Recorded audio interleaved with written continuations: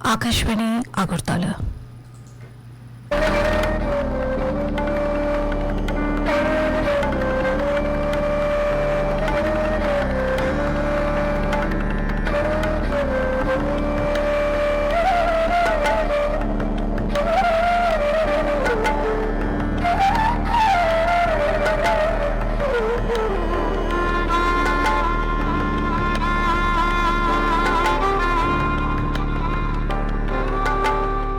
শুরু হচ্ছে অভিজ্ঞাপন।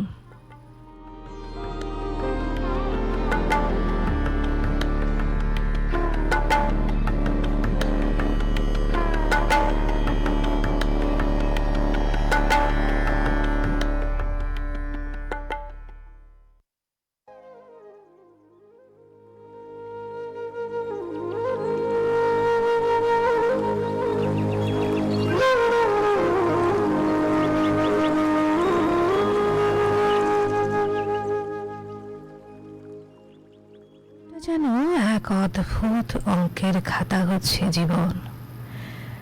কখনো যোগ হয় সুখ, কখনো বিয়োগ হয় মানুষ। কিছু স্মৃতি প্রতিদিন নতুন করে জমা হয়, আবার কিছু সম্পর্ক চুপচাপ হারিয়ে যায়। হিসেব মিলাতে গিয়ে দেখি সবই ঠিক ছিল না। কিছু স্বপ্ন মাঝ পথেই কেটে গেছে দাগ টেনে। তবু জীবনের অঙ্ক কিন্তু থেমে থাকে না কোনোদিন। নতুন মানুষ আসে, নতুন গল্প শুরু হয়। নতুন দিনের পাতায় আবার নতুন করে যোগ হয়। এই যোগ আর বিয়োগের মাঝেই ধীরে ধীরে লেখা হয় আমাদের জীবন।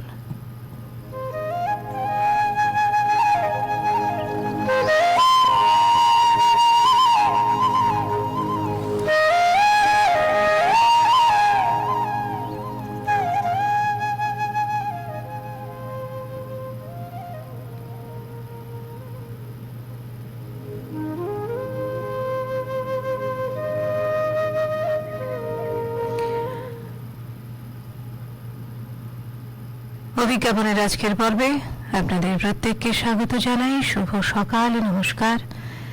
আজকের গোটা অভিজ্ঞাপন পর্বে উপস্থাপনায় আমি চন্দ্রিমা আপনাদের সঙ্গে থাকবো, আর আমার সঙ্গে রয়েছে আমি অন্তরা। প্রতিদিনের উল্লেখযোগ্য ঘটনা কালক্রমে রূপ নেয় ইতিহাসে। সেসব ঘটনাই সেখানে স্থান পায়, যা কিছু ভালো, যা কিছু প্রথম, যা কিছু মানব সভ্যতার অভিশাপ কিংবা আশীর্বাদ। নানা প্রয়োজনে মানুষ জানতে চায় সেসব ইতিহাস। 1962 ভারতরত্ন প্রাপ্ত বিখ্যাত সিভিল ইঞ্জিনিয়ার ও রাষ্ট্রনেতা স্যার এম বিশ্বেশ্বরাইয়া আজকের দিনে প্রয়াত হন। 1863 প্রখ্যাত বাঙালি নাট্যকার ও শিক্ষাবিদ ক্ষীরোদ প্রসাদ বিদ্যা বিনোদের আজ জন্মদিন। 1875 সালে আজকের দিনে জন্মগ্রহণ করেছিলেন বিশিষ্ট বাঙালি সাহিত্যিক ও সাংবাদিক অতুল চন্দ্র দত্ত। 1885 12 এপ্রিল আজকের দিনে প্রখ্যাত বাঙালি ইতিহাসবিদ ও প্রত্নতাত্ত্বিক রাখাল দাস বন্দ্যোপাধ্যায় আজকের দিনে জন্মগ্রহণ করেছিলেন। এছাড়া 1917 ভারতীয় ক্রিকেটার বিনু মানকারের আজ জন্মদিন।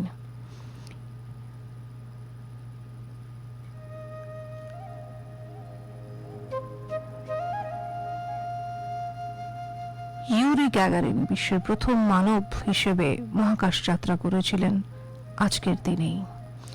এই ছিল আজকের দিনে ঘটে যাওয়া কিছু গুরুত্বপূর্ণ ঘটনা। এবারে যাব পরের পর্বে।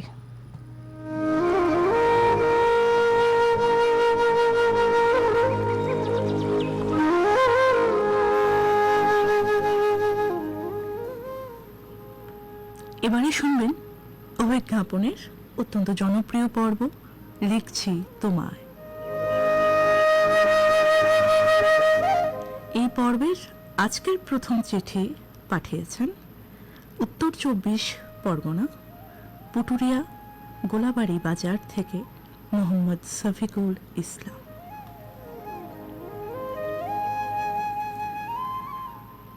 অভিজ্ঞাপন। জীবনে বৈশাখের কত যে মধুর অভিজ্ঞতা আমার স্মৃতিপটে খেলে বেড়ায়, সেগুলো কিন্তু বলে শেষ করা যাবে না। যেন বেনি সুতার মালায় গাঁথা এক একটা মণিমুক্তা, আলাদা বলতে গেলে খেয়ে হারিয়ে যেতে পারে। আসলে ছোটবেলায় আমি একটু দুষ্ট প্রকৃতির ছিলাম। বিকালে বা সন্ধ্যায় কালবৈশাখী ঝড় উঠলে মায়ের নিষেধ অমান্য করে আম কুড়াতে ছুটে যেতাম বাড়ির কাছে লাঠের বাগানে। ধূল ঝড় শেষ যখন হতো, ঠিক তখনই শুরু হতো তুমুল বৃষ্টি। শিলা বৃষ্টি পড়তো কখনো কখনো। আহ, ভিজতে যে কি ভালো লাগতো বলে বোঝানো যাবে না। দু চারটে আম নিয়ে ফিরে এলে মায়ের বকুনি অবধারিত ছিল। শুনলি নে তো আমার কথা, শরীর খারাপ হলে কে ভুগবে শুনি? আর কোনোদিন যদি যাস সেদিন দেখবি মজা। অপরাধ বুঝতে পেরে মাথা নিচু করে থাকতাম। তখন কি ছাই, নিজের ভালো মন্দ এত বুঝতাম? এমনই একদিন গোধূলি বেলায় বৈশাখী ঝড় উঠতেই ছুটে গেলাম বাগানে। সেই বাগানে শুরু হলো ধুলা ঝড়ের সাথে বজ্রপাতের তীব্র কড়কড় শব্দ, বিদ্যুৎ চমকানি। আম পড়ছে খই ফোটার মতো। হঠাৎ মাথার হাত পাঁচেক উপর থেকে একটা মোটা লম্বা ডাল ভেঙে পড়ল ঠিক আমার এক হাত পাশে। সৌভাগ্যক্রমে আমার কোথাও কোনো আঘাত লাগেনি, বেঁচে গেলাম। ফিরে দেখি ডালের আগার দিকে চাপা পড়ে ছটফট করছে টোটন। সবাই ছুটে গেলাম ওর কাছে। ওর ডান পায়ের ওপর থেকে ডালটা সরিয়ে সবাই ধরাধরি করে ওকে ওর বাড়ি পৌঁছে দিই। পাড়ার লোক ওকে হাসপাতালে নিয়ে যায়। পরে শুনি টোটনের ডান পাটা ভেঙে গেছে। সেই স্মৃতি আজও ভুলতে পারি না। সেদিন মায়ের হাতে মার ও বকুনি খাওয়ার পর থেকে ঝড় উঠলে আর কোনোদিন আম কুড়াতে যায় না। লিখেছেন মোহাম্মদ শফিকুল ইসলাম, পুটুরিয়া, গোলাবাড়ি বাজার, উত্তর 24 পরগনা।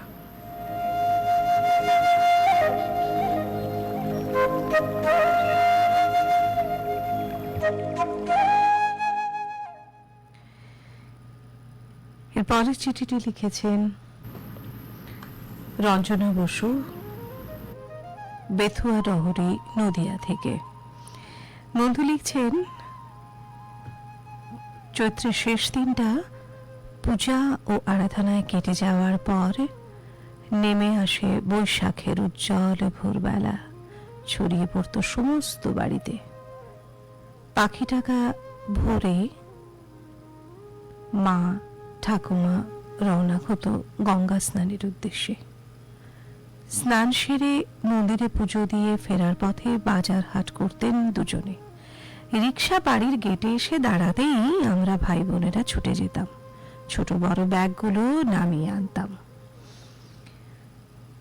ঠাকুরমার চন্দন চর্চা আর গোবিন্দের সেবায় কেটে যেত আরো কিছুটা সময়।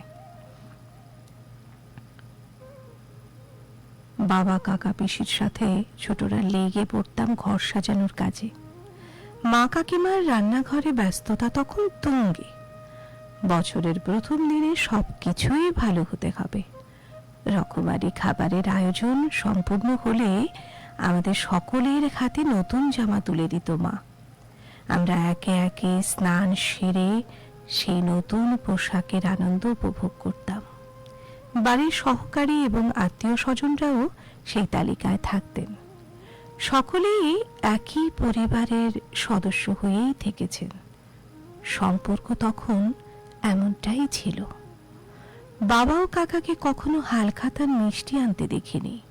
মাস মাইনে পেয়ে নগদে কেনাকাটার রেওয়াজ ছিল আমাদের বাড়িতে। বাকি বা বকেয়া কিছু ছিল না বললেই হয়তো, কিন্তু পাড়ার মোড়ের সবচেয়ে বড় মুদি দোকানের মালিক নিরঞ্জন কাকু রাতের দিকে এক থালা মিষ্টি নিয়ে আসতেন আমাদের বাড়িতে। ঠাকুমাকে প্রণাম করে সেই মিষ্টি হাতে তুলে দিতেন। আমরাও তাকে প্রণাম করে আশীর্বাদ নিতাম। ঠাকুমা তাকে না খাইয়ে ছাড়তেনই না। সবশেষে ছিল চিঠি লেখা। দূরের স্বজনদের নববর্ষের প্রণাম জানিয়ে চিঠি লেখা হতো।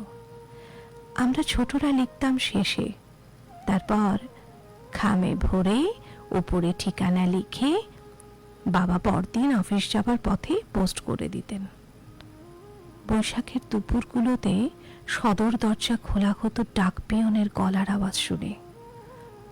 জ্যৈষ্ঠ কিংবা আষাঢ়ের প্রথম দিকেও বৈশাখের প্রীতি সম্ভাষণ ছুঁয়ে যেত। তখন সবই ছিল এক সূত্রে বাঁধা। রঞ্জনা বসু, বেথুয়া টহরি, নদিয়া।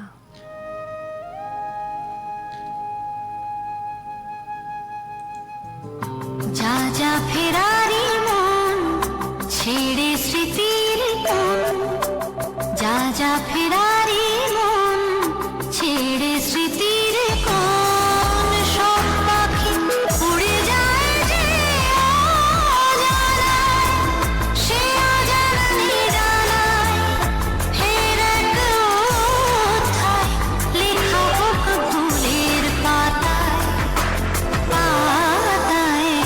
যা যা ফেরারি মন ছেড়ে স্মৃতির কোণ, সব পাখি উড়ে যায় যে অজানায়, সে অজানা নিরালায়, ফের এক অধ্যায় লেখা হোক ভুলের পাতায়, পাতায়। যা যা ফেরারি মন ছেড়ে স্মৃতির কোণ, যা যা ফেরারি মন ছেড়ে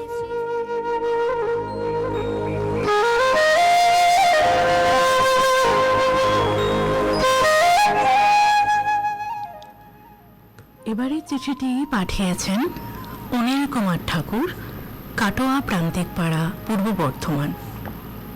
তিনি লিখেছেন, প্রিয় অভিজ্ঞাপন, বৈশাখের স্মৃতি মানে নতুন পোশাক, পান্তা ইলিশ, বৈশাখী মেলা আর কাল বৈশাখী ঝড়। ছোটবেলার স্মৃতিতে জড়িয়ে থাকে মেলায় রঙিন পুতুল, মাটির খেলনা, আবার বন্ধু পরিবারের সাথে আড্ডা। বৈশাখ আসতে না আসতেই শুরু হয়ে যায় কাল বৈশাখীর হাওয়া। আকাশটা থাকে কালো মেঘের ঢাকা এবং সঙ্গে ঝড়ের তাণ্ডব ও প্রচণ্ড বৃষ্টি। গম্ভীর হয়ে থাকে সারাদিন, রোদের কোনো প্রকোপ থাকে না, তবে বেশ ভালোই লাগে এমন একটি আবহাওয়া। কারণ কয়েকদিন তো প্রচণ্ড রোদের তাপে জনজীবন অতিষ্ঠ হয়ে যায়। নববর্ষের প্রথম দিনটি হচ্ছে পহেলা বৈশাখ। পুরানো দুঃখ কষ্ট সব কিছুকে দূরে ফেলে নতুন বছরের নতুন করে সব কিছু শুরু করা। আমাদের বাঙালিরা এই নববর্ষকে বেশ আনন্দ উল্লাসের সাথে বরণ করে নেয়। এই নববর্ষ ঘিরে রয়েছে বাঙালির অনেক ঐতিহ্য ও সংস্কৃতি। পুরনো সব দেনা পাওনার হিসেব চুকিয়ে নতুন করে হালখাতা খোলা হয়। দোকানে দোকানে ঘুরে ঘুরে মিষ্টি আর নববর্ষের নতুন ক্যালেন্ডার সংগ্রহ করতে যেতাম দাদুর হাত ধরে সেই মুগ্ধ ছেলেবেলায়। সেই সব ঘটনা আজও মনকে স্মৃতিমধুর করে তোলে। বাঙালির চিরচেনা কিছু বিষয় সচরাচর দেখা যায়, যেমন নারী পুরুষ লাল সাদা পাঞ্জাবি পরে মঙ্গল শোভাযাত্রায় অংশগ্রহণ করা, রাস্তাঘাটগুলো রংতুলিতে নতুন করে সাজিয়ে তোলা হয়ে থাকে। বৈশাখী মেলার দারুণ তোড়জোড়।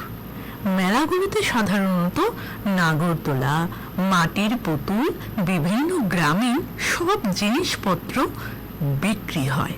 এছাড়াও দোকানগুলো সেজে ওঠে নতুন সাজে। গ্রামগঞ্জের বাড়িগুলোতে নতুন ধানের আগমন ঘটে। রান্না করা হয় বিন্নি চালের পায়েস।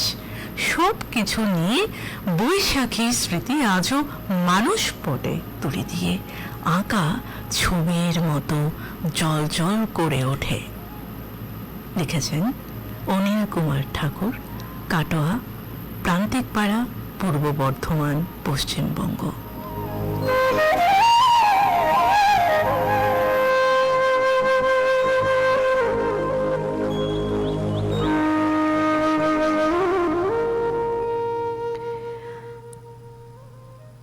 আজকের অভিজ্ঞাপনের শেষ চিঠিটি লিখছে তোমায় পর্বের বলে শোনাচ্ছি। লিখছেন ছায়া সামন্ত, ধারসা, জিআইপি কলোনি, হাওড়া থেকে। তিনি লিখছেন বৈশাখের স্মৃতি। স্মৃতি বললেই মনে উকিদায় ভরপুর ফেলে আসা ছেলেবেলা।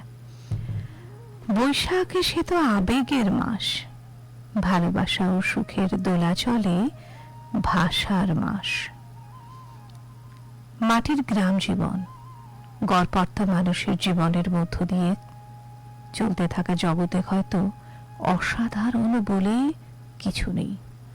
সেই সাধারণের মধ্যেই কিন্তু লুকিয়ে রয়েছে ভালো লাগা, মন্দ লাগার কতই না অনুভব।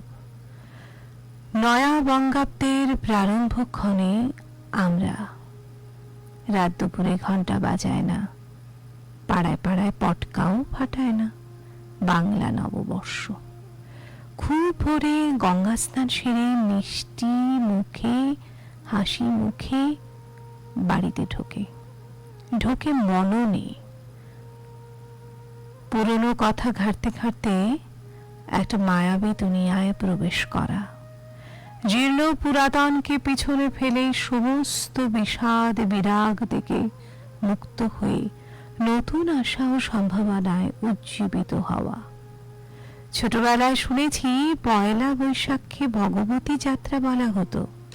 ঘরদোর পরিষ্কার পরিচ্ছন্ন করা হতো। নতুন জামা কাপড় পরে গোয়াল ঘরে ভগবতী দুর্গার পূজা করা হতো। বাংলার গ্রামে গঞ্জে ব্যবসায়ীদের পয়লা বৈশাখের জাঁকজমক ছিল। ফুলের দোকানে ভিড় ছিল। সিদ্ধিদাতা গণেশ পুজোর মাধ্যমে হতো হাল খাতার পত্তন। অরুণ রাগে, শুদ্ধ বস্ত্রে, শুদ্ধাচারে আরাধ্যের কাছে আত্মনিবেদন। এ যেন সকলের মঙ্গল চিন্তার এক নিঃশব্দ চুক্তি। ছোটবেলায় বাবার সঙ্গে হালখাতা করতে গিয়েছি। আমার আকর্ষণ মিষ্টির প্যাকেটের সঙ্গে বিভিন্ন ছবিওয়ালা ক্যালেন্ডারগুলোয়। বাড়ি এসে খুলে খুলে দেখতাম অনেক আনন্দ করে। বৈশাখী মেলার নিটোল সুন্দর দৃশ্যগুলো আজও মনে পড়ে। আরো এক উল্লেখযোগ্য উৎসব রবীন্দ্র জয়ন্তী পালন। বন্ধুরা একসঙ্গে সেজে গুজে অংশগ্রহণ উপভোগ করেছি। বৈশাখ মানেই ঠাঠা রোদ্দুর, হাঁসফাঁস গরমে ফ্যানের নিচে মন জোরানো, লোডশেডিং এ হাত পাখায় হাওয়া খাওয়া, আর বাগানে ঘুরে অনুভব করতাম গ্রীষ্মের রোমাঞ্চ। মনে পড়ে লাল কাপড় মোড়া ফেরিওয়ালার কুলফি, কাঠি আইসক্রিম, গরমে আম পোড়া শরবত। গ্রামে শৌচ অট্টালিকা মাথা তোলেনি তখনও। সূর্য ডোবা বিকেলে বইত দক্ষিণা বাতাস। কাল বৈশাখী ঝড় থেমে গেলে আম কুড়োনোর বেলাগুলো ছিল ভারী মজার, আদরে আটখানা যেন। ছায়া সামন্ত, Dharsa, GIP colony, Howrah.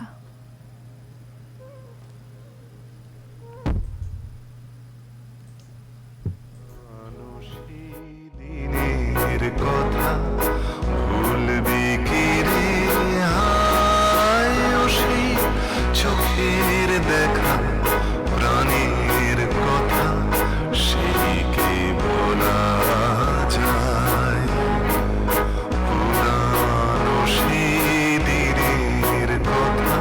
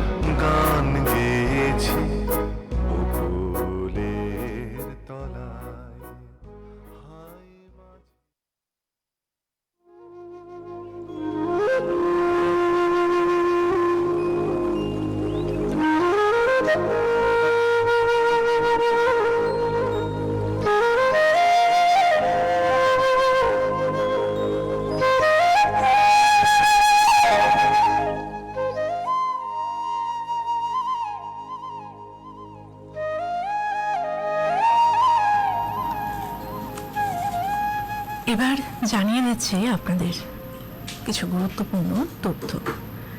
12ই April অর্থাৎ আজ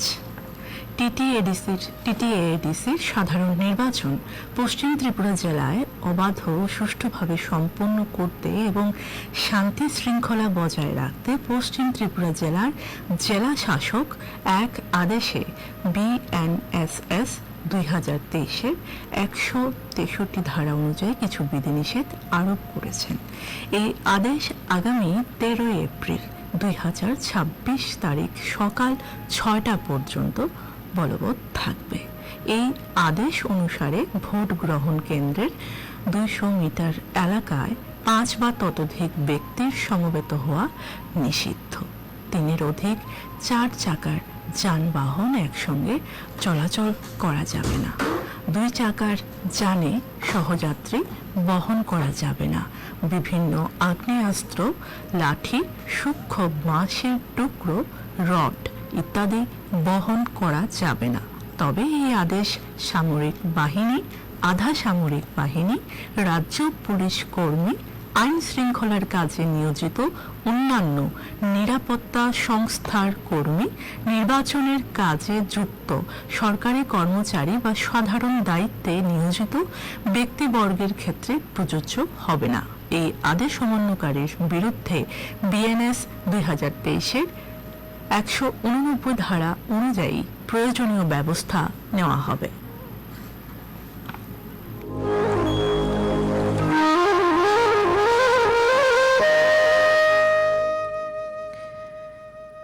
এবারে জানিয়ে দিচ্ছি কিছু কাজের খবর। পদের নাম ম্যানেজার, জুনিয়র ম্যানেজার, বহির্রাজ্যে কোঅপারেটিভ ব্যাংক, শূন্য পদ 116টি। শিক্ষাগত যোগ্যতা BA, BCom, BSc, BE, BTech, BBA ইত্যাদি গ্র্যাজুয়েট। বয়স 21 থেকে 40 বছর। সংরক্ষিত ক্ষেত্রে নিয়ম অনুযায়ী ছাড় রয়েছে। অনলাইনে দরখাস্তের শেষ তারিখ 15 এপ্রিল। বাছাইকৃতদের কম্পিউটার ভিত্তিক পরীক্ষা ও ইন্টারভিউর কেন্দ্র তারিখ এদের ওয়েবসাইটে জানানো হবে। আরও একটি কাজের খবর। পদের নাম সিনিয়র এক্সিকিউটিভ ট্রেনি, BSNL, শূন্য পদ 120টি। শিক্ষাগত যোগ্যতা BE, BTech পাস হতে হবে। বয়স 21 থেকে 30 বছর। সংরক্ষিত ক্ষেত্রে যথারীতি ছাড় রয়েছে। অনলাইনে দরখাস্তের শেষ তারিখ 15 এপ্রিল পর্যন্ত বাড়ানো হয়েছে। বাছাইকৃতদের কম্পিউটার ভিত্তিক পরীক্ষা কেন্দ্র আগরতলা সহ সারা দেশে শতাধিক শহরে। তবে বিস্তারিত কল লেটারে জানতে পারবেন। শুনলেন কিছু কাজের খবর। এবারে জানিয়ে দিচ্ছি ভালো থাকার ছোট্ট টিপস বা তথ্য। অনেকেরই কিন্তু ঘুম কম হয়, আর তা নিয়ে হয়তো অনেকে সচেতন নয়। তাদের জন্য এই বার্তাটি। রাত 12টায় ঘুমোতে গেলেন আপনি, অথচ ভোর 5টায় উঠে পড়লেন। মাত্র কয়েকটা ঘন্টা। মনে হচ্ছে চলে যাচ্ছে, হয়তো আপনি পারছেনও, কিন্তু আসলেই চলছে না। আমেরিকান হার্ট অ্যাসোসিয়েশনের সর্বশেষ গবেষণা বলছে একজন প্রাপ্তবয়স্ক মানুষের প্রতি রাতে কম করে 7 থেকে 9 ঘন্টা ঘুম দরকার। এর কম হলে শুধু ক্লান্তি নয়, শরীরের ভেতরে শুরু হয় গভীর ক্ষতি। হার্ট অ্যাটাক থেকে শুরু করে অকাল মৃত্যু। ঘুম কম হলে কি হতে পারে? গবেষণা বলছে হার্ট অ্যাটাকের ঝুঁকি বাড়ে, সেই সঙ্গে বাড়ে ডায়াবেটিস, উচ্চ রক্তচাপ, ওবেসিটি, ডিপ্রেশন, এমনকি ডিমেনশিয়ার মতো রোগও হতে পারে। অকাল মৃত্যুর সম্ভাবনাও কিন্তু উড়িয়ে দিচ্ছেন না গবেষকরা। তাই প্রত্যেককেই হৃদযন্ত্র, মস্তিষ্ককে সুস্থ রাখার জন্য ঘুম কিন্তু আপনাদের প্রত্যেকের জন্য প্রয়োজন। ঘড়ির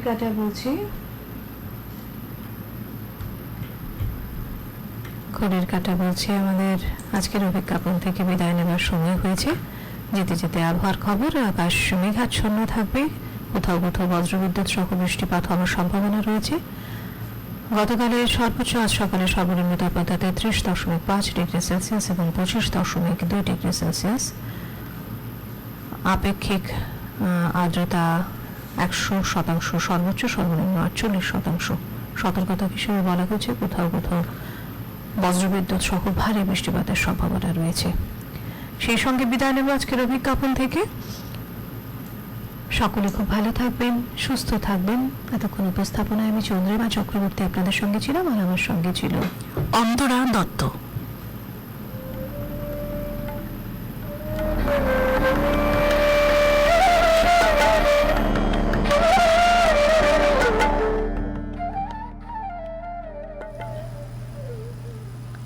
আকাশবাণী আগরতলা। এখন শুনবেন সংবাদ।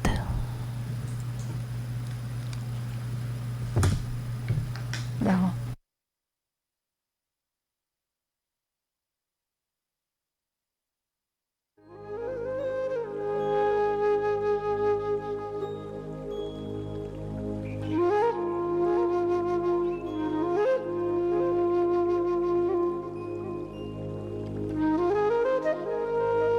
Shwani presents Morning News.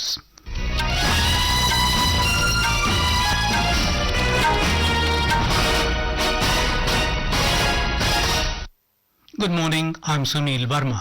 The headlines. US and Iran failed to reach agreement after historic peace talks in Islamabad, says J.D. Vance. External Affairs Minister S. Jaishankar discusses measures to enhance mutual cooperation with his UAE counterpart Sheikh Abdul bin Zayed Al Nahyan in Abu Dhabi.